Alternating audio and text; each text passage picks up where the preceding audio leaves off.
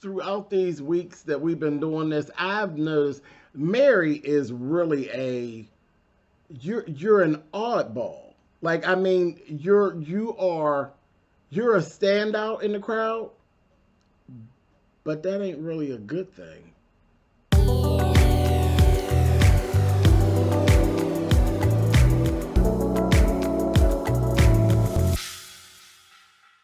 Hey guys, thanks so much for clicking on the video. This is my review for Real Housewives of Salt Lake City. It's season 1, episode 5.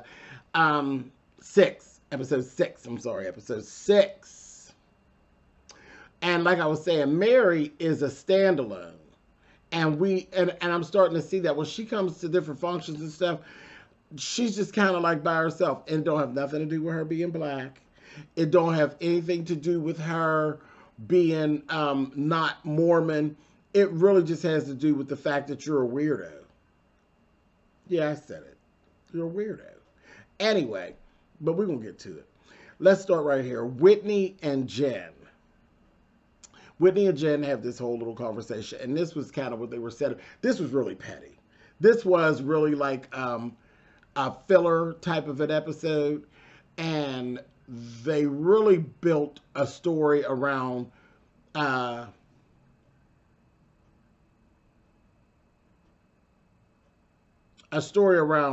Heather more than anything else.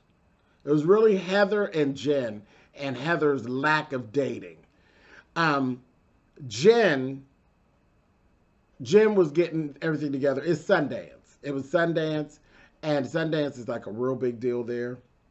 Jen's getting ready for a party during Sundance. Whitney does a big party at Sundance for her husband. It's her husband's birthday falls in at Sundance. So Whitney and Jen were together, and Whitney basically was she had invited Jen up to the house, sitting down talking to her, and basically letting her know, I ain't having none of that bullshit at my husband's birthday. So whatever it is you need to do, get yourself together, but I ain't having no bullshit during my husband's birthday celebration.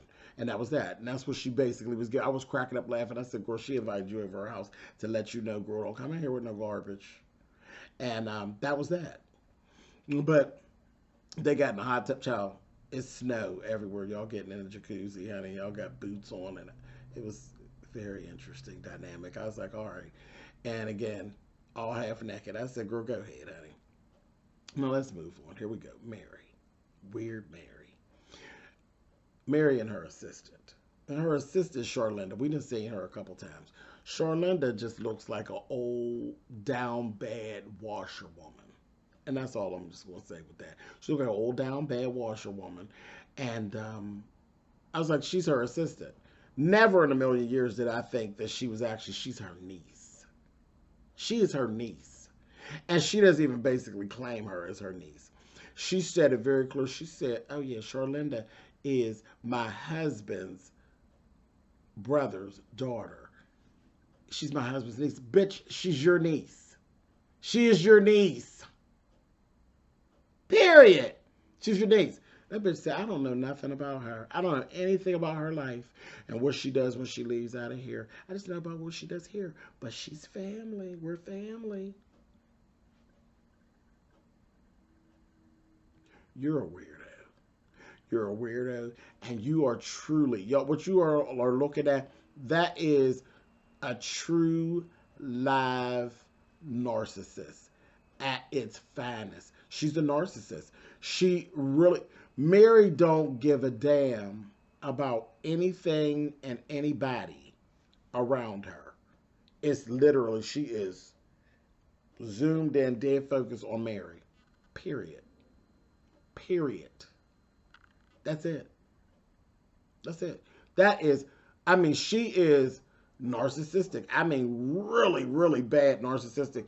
How you got an assistant and you don't know that? You know, even if that's true, you wouldn't speak that. I don't know anything about her. And you felt the need to tell us that.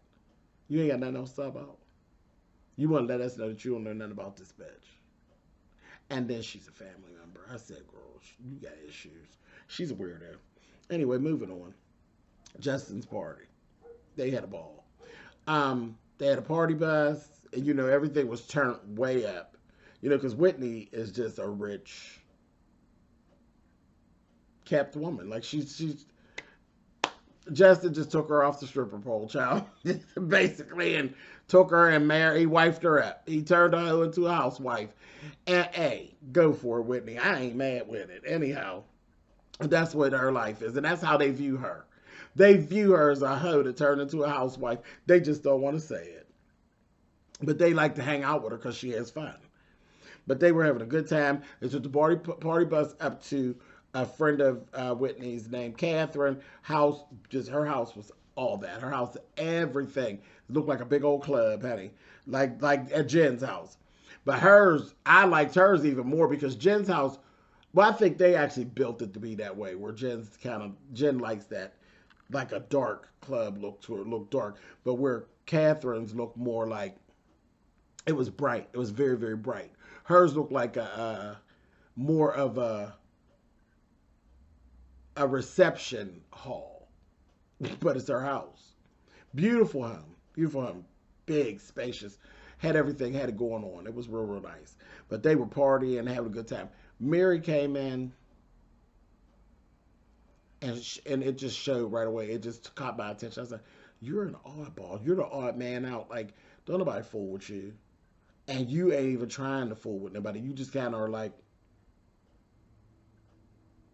you're there, And then when she got ready, she decided to go, and she was really down for starting some shit. But see, Jen had already had her instructions. Remember, don't start no shit. Don't start no shit. You two bitches, do not start no shit. So when Mary approached Jen, she approached her with the devil on her shoulder. I know y'all saw that. She approached her with the devil on her shoulder. She gonna roll up on her and be like, "What's up?" I said, "Oh, come on, black girl. We all know that what's up like that. We know what that means, honey. What's up?" And Jen was like, she played Mary to the left.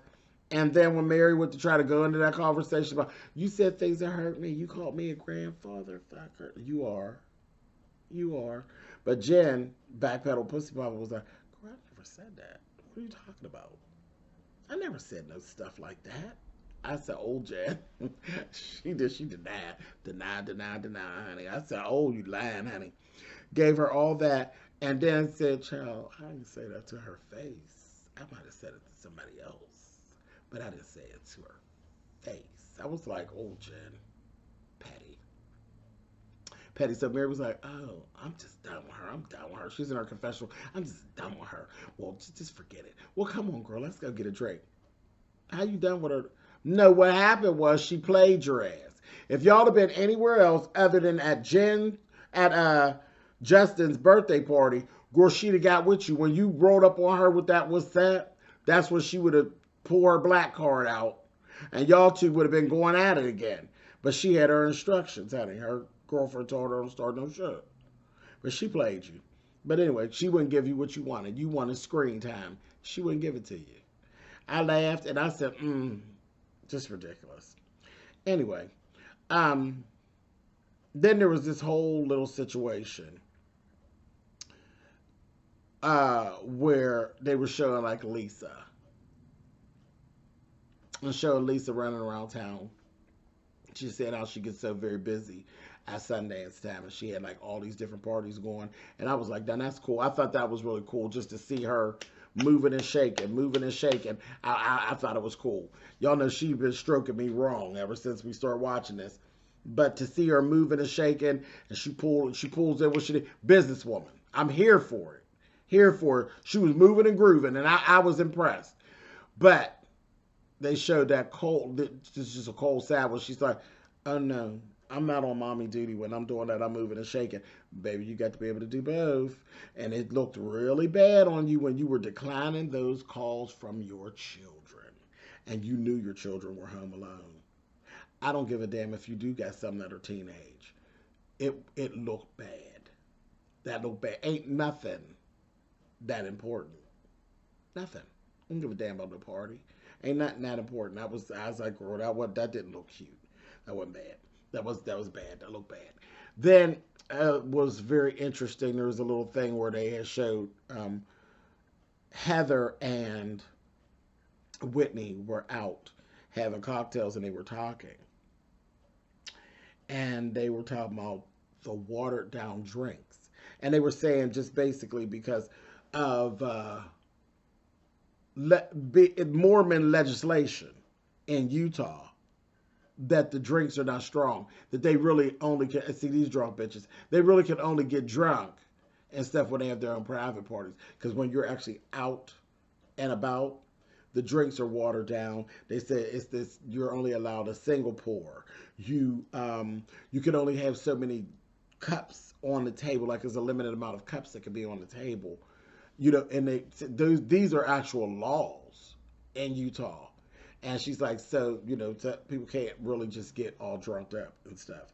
I said, oh, very interesting. Very interesting.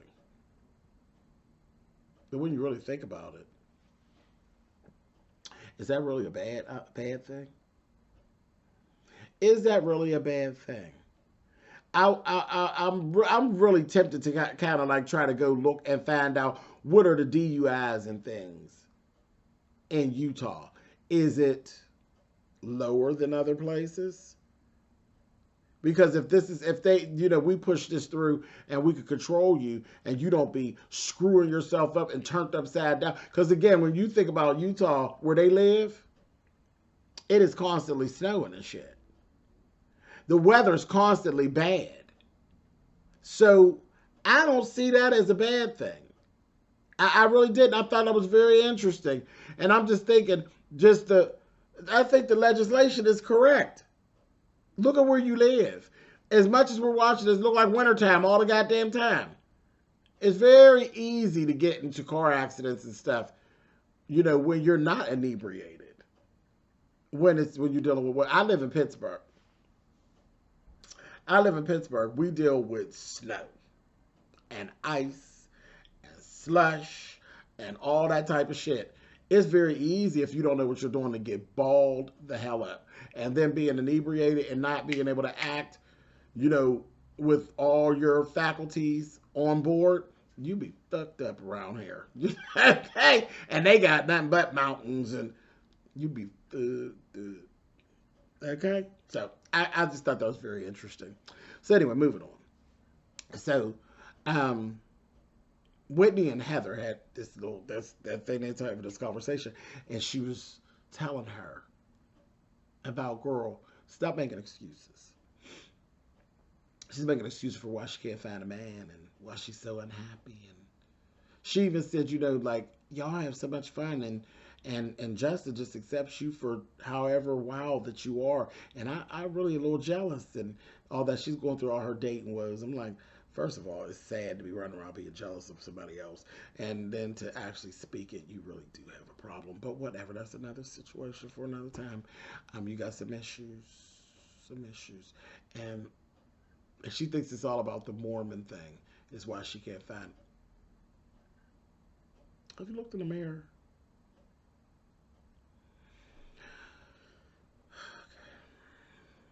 I know some people gonna be mad at me, but girl, all that work you done in your face and try, you looking 500 years older than what you are, and different things that, girl, all of that plays into it. Ain't just your Mormon thing why you having problems dating and who you wanting to date.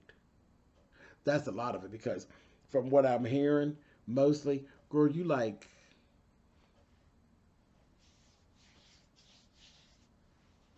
I think that's the biggest problem. What you're really attracted to is my complexion, but you don't want to marry or be out and be really involved with anybody my complexion. I think that's the big problem. But, you know, whatever, girl. Y'all, they ain't gonna sit and say that, but that's what I think your issue. You will only really be happy with some. Anyway, moving on. So Jen has her little premiere party.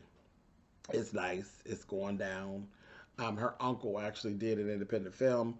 It was on these rappers that were local, and they were there, and it was nice. Nice party. Real, really nice. But the big thing at the party is that they set Heather up. Jen set Heather up with this guy, Curtis, little black guy. And she was basically throwing herself at him. You know, the first thing that they filmed her saying to him was, you know, girls really like guys with big equipment. I said, look at you, nut hungry dick pig. Anyway, but then they filmed basically them leaving together, and they were like, she's leaving with him, this, that, and the other. And I was like, oh, okay. So she actually went on out the party with him, but they were like, we're gonna go out and get some stuff from out of the car. He prefaced by saying, I had to go get some more equipment out of the car. You want to come with me? She escorted him out, and she was saying goodbye. You know, this, that, and the other. She's leaving out the door. I'm just wondering how they're going to flip that, because I think it's going to flip into a storyline. I think that it's going to be thrown in her face. I'm just saying, I don't know what's going on, what's going to come later, but I think that's going to come back and be thrown in her face that she left the party with some guy, and it was like, you know, you did the whole slut thing. But I don't even believe it was that at all. I believe like she was leaving to go get in her car and going home, and he was going on about his damn business. I don't believe he went and banged her at Penny, because I didn't think he was that into her. But, you know, whatever. We're going to see how they flip it. Y'all tell me what y'all thought down there in them comments.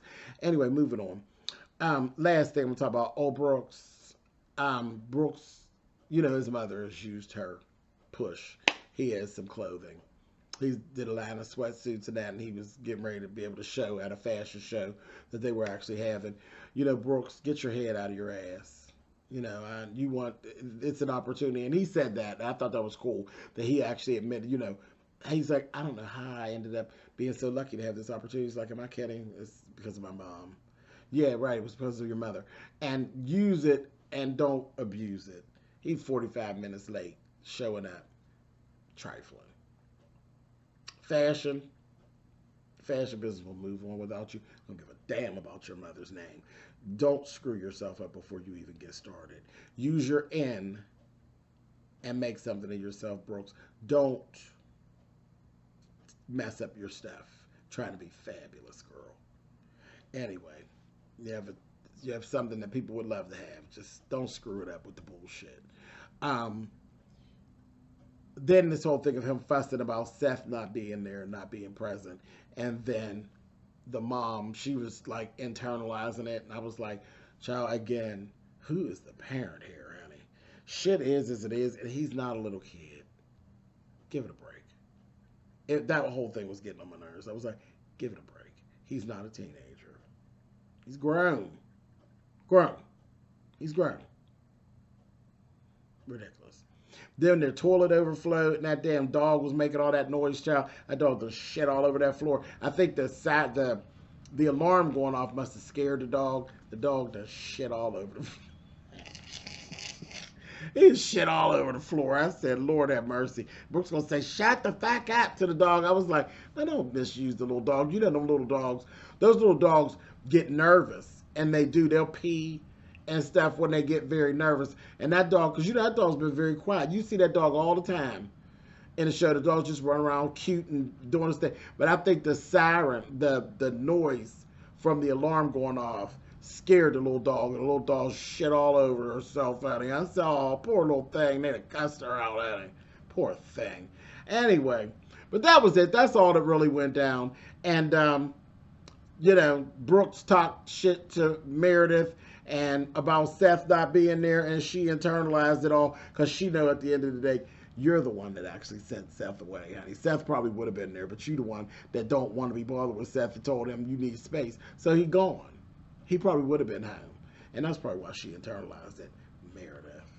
Anyway, I'm out of here. I'll talk to you all next week. Later.